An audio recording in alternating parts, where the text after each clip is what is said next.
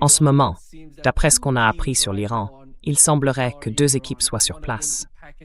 L'une vient du Pakistan, ils s'y sont rendus ensemble, et l'autre vient du Qatar.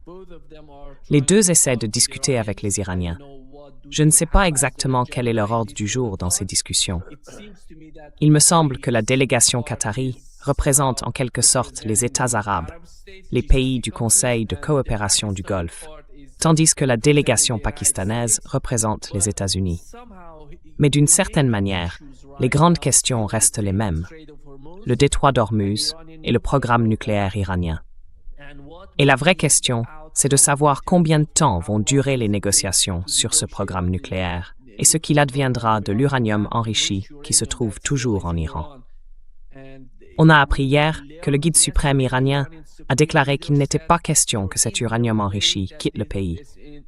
Et voici ce que Donald Trump a dit hier.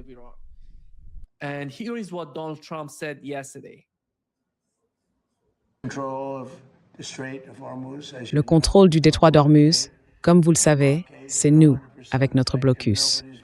Le blocus est totalement efficace, à 100%. Personne n'a réussi à passer. C'est comme un mur d'acier. C'est notre marine. Nous avons la meilleure armée du monde, tout simplement. Nous avons anéanti leur marine, détruit leur aéroport. Je dirais qu'on a éliminé environ 85% de leur capacité de missiles. Aujourd'hui, il leur est très difficile de fabriquer des missiles ou des drones. Nous avons maintenant une technologie de drones et d'anti-drones exceptionnelle que franchement nous n'avions même pas il y a 2 mois. C'est incroyable, à la fois pour en produire et pour les abattre. Mais écoutez, nous allons soit nous assurer qu'ils n'obtiennent pas d'armes nucléaires, soit devoir prendre une mesure très radicale. Et je crois que quand la question sera posée au peuple de notre pays, tout le monde sera d'accord. Nous ne pouvons pas laisser l'Iran avoir une arme nucléaire.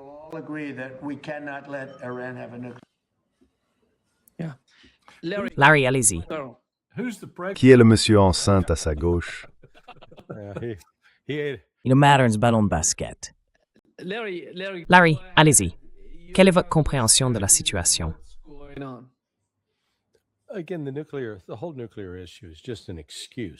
Encore une fois, toute cette histoire du nucléaire, c'est juste un prétexte. C'est pas le vrai problème, parce que la volonté des États-Unis de détruire et d'éliminer la République islamique existait bien avant que l'Iran n'ait un programme nucléaire actif. Donc, il y a des discussions en cours. Comme vous l'avez mentionné avant qu'on prenne l'antenne, les Qataris sont probablement en ville, mais le plus important, c'est le Pakistan. Le Pakistan a le plein soutien de la Chine, et d'après ce qu'on me dit, j'ai une source qui a accès à la délégation pakistanaise. Ils affirment qu'un accord est proche. Alors je suis retourné voir ma source et je lui ai dit, moi je ne le vois pas. Comment est-ce possible? Parce que la demande de l'Iran, c'est clair, lever toutes les sanctions, restituer les avoirs gelés et continuer à contrôler le détroit d'Ormuz.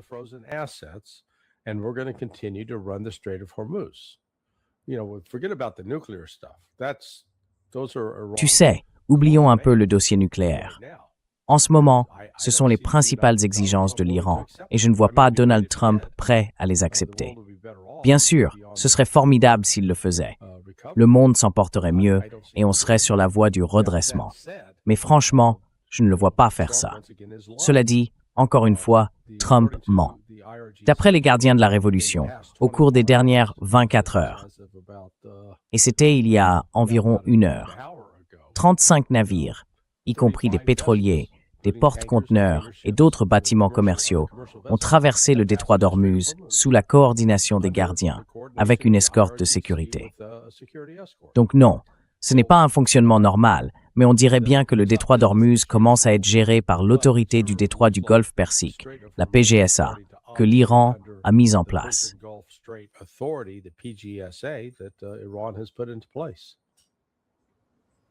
Oui. Carl, vas-y. Et quelle est votre compréhension de cela? Je suis d'accord avec ce que Larry a dit. Et je voudrais renforcer ce qu'il a dit, ou ce que vous avez dit, ou peut-être ce que vous avez dit tous les deux. Tout ce que fait le Pakistan, c'est en étroite coordination avec la Chine. Je vous le garantis. Donc on regarde peut-être deux acteurs qui offrent leurs bons offices, dont l'un est aujourd'hui l'État le plus puissant du monde. Je le répète souvent, mais c'est vrai, c'est un allié, disons, tout en continuant à faire semblant d'être encore un peu un allié des États-Unis. Ça les place dans une position de médiation avec un certain poids. Cela dit, je n'arrive pas à comprendre ce qui se passe vraiment entre les deux camps. Je vois Trump toujours lié, d'une certaine manière, à Netanyahou, peu importe ce qu'on raconte sur une prétendue animosité entre eux. Je le vois pris dans cette étreinte, incapable d'en sortir. Donc, je ne vois pas comment il pourrait échapper à ce qui correspond au fantasme politique de Bibi.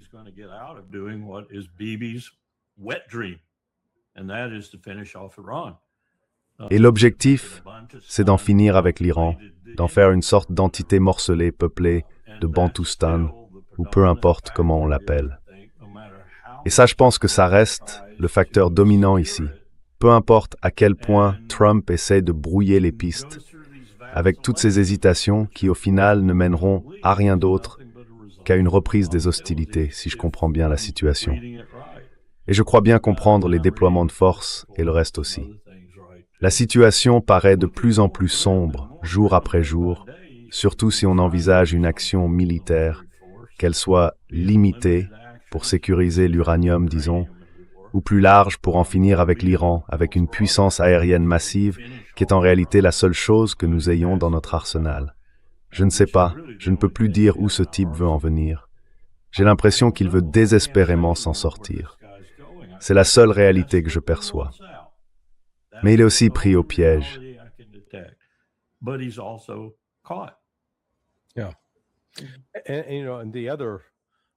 Oui, vous savez, l'autre dimension ici, c'est le Hajj. Les gens avec qui j'ai été en contact m'ont dit que, du point de vue des équipes de gestion de crise, les fameuses CAT qui dirigent les opérations de guerre, tout est resté très très calme. Alors, pourquoi ce calme? Eh bien, il y a entre 2 et 3 millions de musulmans, sunnites et chiites, qui convergent vers la Mecque. La commémoration du Hajj commence dimanche, le 24, et elle se poursuit jusqu'au 31, donc pendant environ une semaine. L'Aïd, je crois, tombe mercredi ou jeudi prochain, un de ces jours-là. C'est donc une période d'une très grande importance dans l'islam.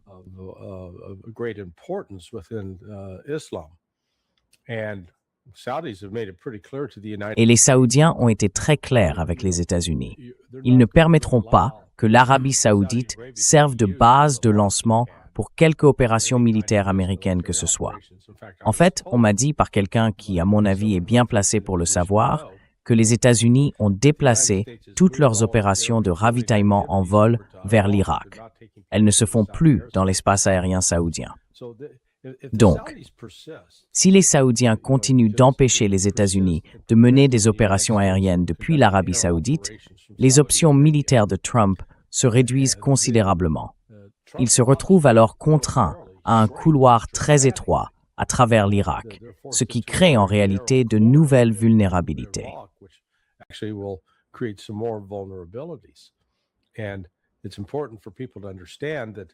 Et il est important que les gens comprennent que, d'après ce que je sais, les F-35 ne sont pas basés en Arabie saoudite.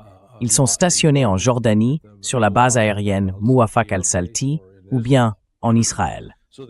Alors la distance entre ces bases est, disons, Riyad, puisque la base du Prince Sultan se trouve juste à l'extérieur de Riyad, est d'environ 1300 km. Et si on parle du Koweït, par exemple, de la ville de Koweït, c'est à peu près 1150 km.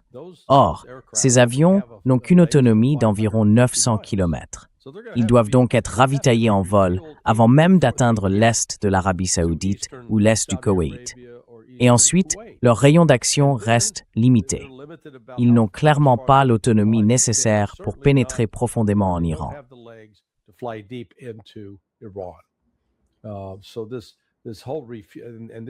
Donc tout ça. Et c'est pour ça que la mission de ravitaillement est cruciale. Parce que vous savez, ces avions ravitailleurs ne s'occupent pas d'un seul appareil. Ils vont devoir en gérer des dizaines. Alors si les Saoudiens ont coupé court au projet Freedom il y a 3 semaines, et ils ont dit à Trump, non, vous n'allez pas utiliser notre territoire pour, je cite, ouvrir le détroit.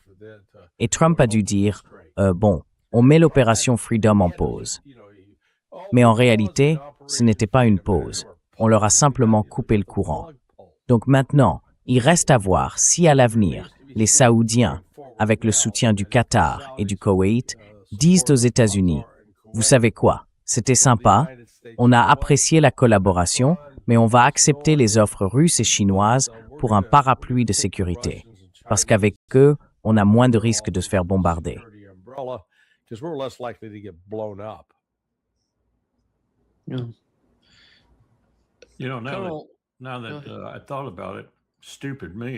Maintenant que j'y pense, quelle bêtise de ne pas y avoir pensé plus tôt. Les Pakistanais ont joué un rôle essentiel pour rétablir la sécurité à l'époque où les Saoudiens avaient eu un gros problème à la Mecque. Ça pourrait expliquer plus que d'autres raisons pourquoi il y a aujourd'hui autant de forces pakistanaises en Arabie Saoudite. Mais ça n'explique pas forcément la présence des combattants. Les Pakistanais ont vraiment été très impliqués pour aider les Saoudiens à gérer ce genre de problème. Je veux dire, pas en lien avec la situation actuelle de la guerre, mais bien avec la sécurité à la Mecque.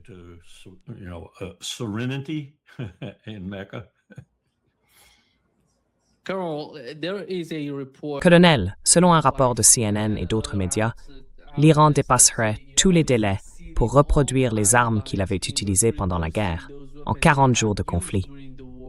Et Donald Trump, dans l'extrait que je vous ai passé, affirme que nous avons tout détruit.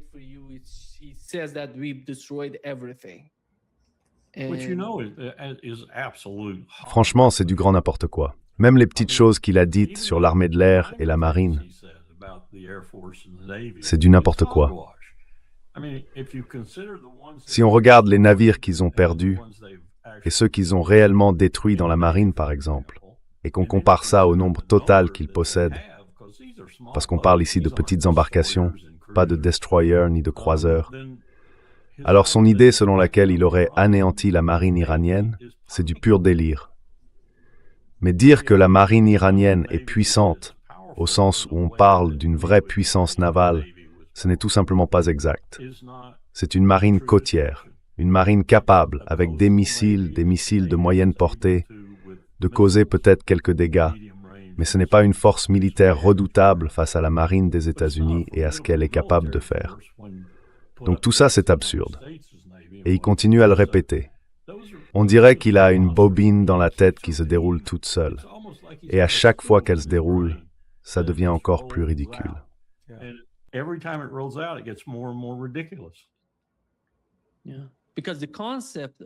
Parce que le concept de la marine iranienne, Larry, j'ai fait mon service militaire dans la marine en Iran. C'est pour ça, tu vois, tout le concept est défensif. Ce n'est pas offensif. C'est pour ça qu'il se comporte comme ça. Je ne vois pas vraiment autre chose, tu sais. Ahmadinejad me l'a dit à New York. En gros, c'est une marine de défense côtière avec un peu de portée grâce aux missiles, un peu de portée au-delà de la zone côtière. Mais fondamentalement, c'est une marine de défense côtière.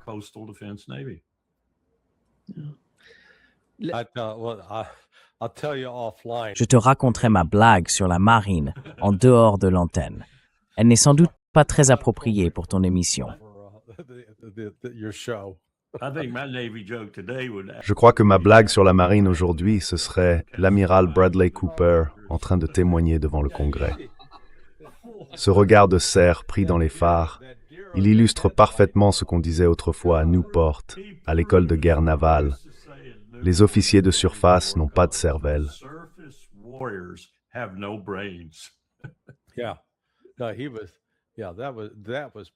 Oui, c'était pathétique, parce que tu vois, au lieu de répondre à la question, il a choisi de brouiller les pistes. Tu sais, les gens ne voient peut-être pas de quoi je parle. C'était l'un des membres du Congrès, un ancien militaire, je crois, de l'armée, qui lui demandait de définir la différence entre anéantir et dégrader. Et lui, il répétait sans arrêt je ne peux pas parler du programme nucléaire. Mais la question portait justement là-dessus. On lui disait, expliquez-moi, dans votre usage de l'anglais, la différence entre obliterate et degrade. Et lui encore, je ne peux pas parler du programme nucléaire. Et là, franchement, on se dit, oh, allez quoi.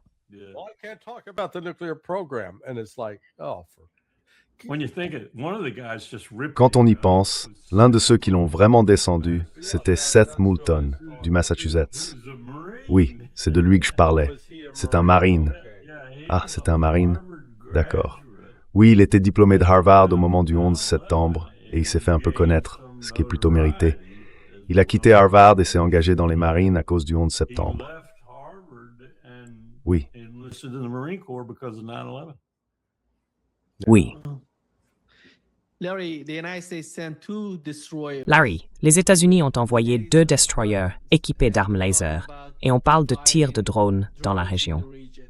Quel serait l'objectif principal et jusqu'où vont les capacités de ces armes laser ou de ces destroyers capables d'utiliser ce nouveau type d'armement? On n'a pas encore vu grand-chose de ce genre dans cette guerre jusqu'à présent.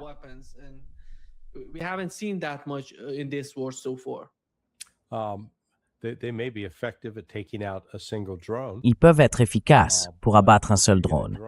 Mais si vous avez un SM de drone, là, ils servent à rien.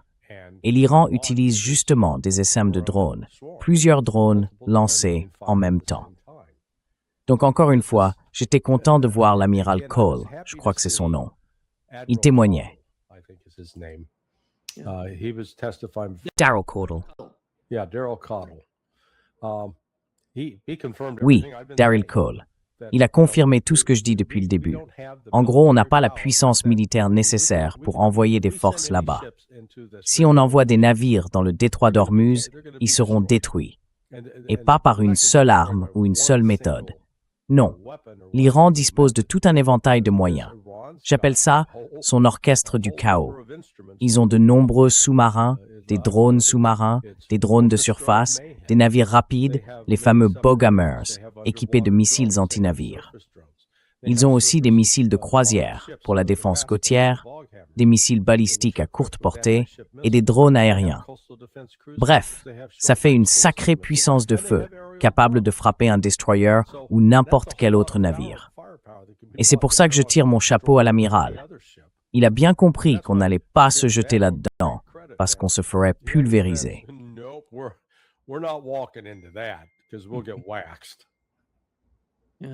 Colonel, voici ce qu'il dit.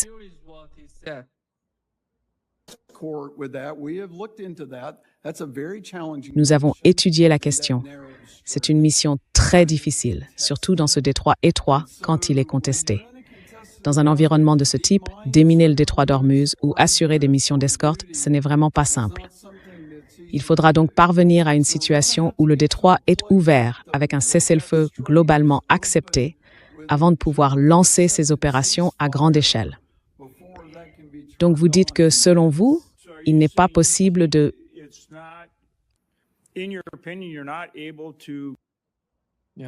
Oui, continue. Tu n'arrives même pas à faire ce que Trump dit que tu fais déjà.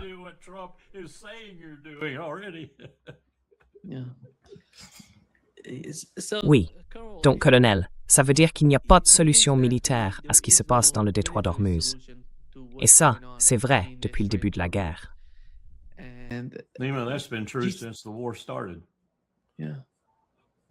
Oui, bon, disons-le clairement. Il n'y a pas de solution militaire dont nous serions prêts à payer le prix. Oui, il pourrait y avoir une solution militaire. Ah, les armes nucléaires. Oui, ce serait au mieux une victoire à la Pyrrhus. Oui.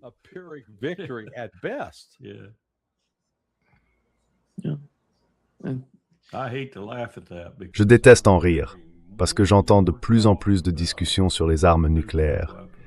J'entends des gens dire « On a passé tout ce temps, dépensé tout cet argent, alors pourquoi on ne pourrait pas s'en servir ?» Ouais.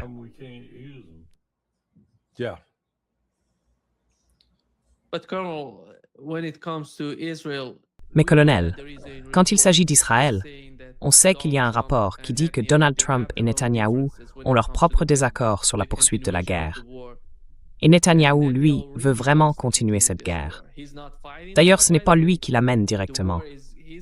Il veut surtout que les États-Unis et l'Iran poursuivent le conflit parce qu'il a d'autres priorités en Israël, notamment avec la situation au Liban. Et puis, le Liban, de son côté, rencontre pas mal de problèmes. Comme avant, il frappe simplement les batteries du dôme de fer.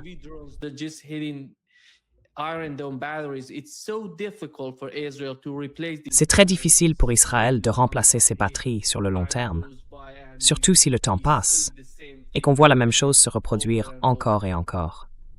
C'est pour ça qu'il veut la présence des États-Unis dans la région. Et c'est aussi pour ça, je dirais, qu'il mettrait beaucoup de pression sur l'administration Trump pour qu'elle reste sur place. Est-ce que vous êtes optimiste quant à la fin de cette guerre, de ce conflit? Vous pensez que ça peut se terminer bientôt? Ou bien vous voyez plutôt une forme de continuité, d'une manière ou d'une autre? Je dirais qu'il ne s'agirait pas d'une guerre active, mais peut-être de quelque chose comme le blocus que les États-Unis ont essayé de mettre en place avec le cessez-le-feu.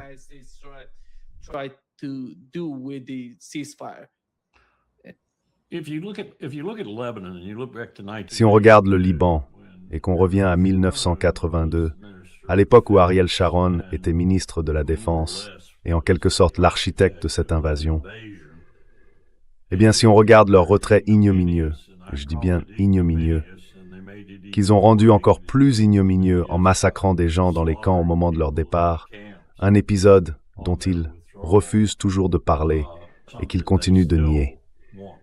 Si on regarde ça, puis qu'on se souvient, je crois que c'était en juillet 2006, de la leçon que le Hezbollah leur a donnée à ce moment-là, et qu'on regarde la situation aujourd'hui, on comprend à quel point le problème que Netanyahou s'est créé lui-même sur un nouveau front de guerre est inextricable, et il n'a pas fini Gaza. Il n'y a absolument aucun moyen qu'il ait fini Gaza.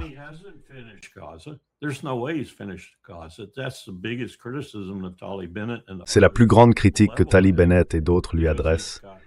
Il a le Hamas dans les tunnels et il n'a rien fait. Et ça le frustre énormément, tout comme l'armée israélienne. Hier encore, j'ai vu leur bilan des personnes tuées à Gaza, même pendant ce cessez-le-feu. Je me demande toujours ce que veut vraiment dire cessez-le-feu en hébreu pendant ce soi-disant cessez-le-feu. Le nombre de morts est vraiment stupéfiant quand on le regarde de près. Et chaque jour, ils trouvent de nouvelles façons de justifier la mort de toujours plus de Gazaouis. Ils y arrivent en manipulant sans arrêt les lignes, les couloirs, les routes d'évacuation, jour et nuit. Et les Palestiniens sont complètement perdus. Les Gazaouis ne savent plus où aller, ni comment y aller. Alors ils les tuent.